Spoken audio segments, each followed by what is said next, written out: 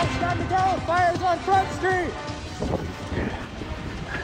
The fire's on Front Street! Dali-daling nagbabala ang isang crew sa mga nasa bangka sa pier ng Lahaina sa gitna ng nangyayaring wildfire sa isla ng Maui sa Hawaii. Sa ngayon, patuloy pa rin tinutupok ang ilang bahagi ng isla. Sa pinakahuling tala, umabot na sa 67 ang nasawi, habang patuloy pa rin ang search and rescue operation ayon sa mga otoridad. Hindi pa rin tukoy ang kabuang bilang ng mga nasaktan. Mahigit 1,000 infrastruktura na ang napinsala at libo-libo na rin ang mga nawala ng tirahan.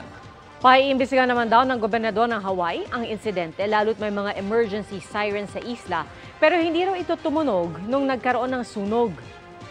Muling nagpaalala ang Philippine Consulate General sa Honolulu sa mga Pilipinong apektado na agad makipag-ugnayan sa kanila. Mga kapuso, patuloy na tumutok sa mga balita. Mag-subscribe sa GMA Integrated News sa YouTube. Sa mga kapuso abroad, samahan nyo kami sa GMA Pinoy TV at sa www.gmanews.tv.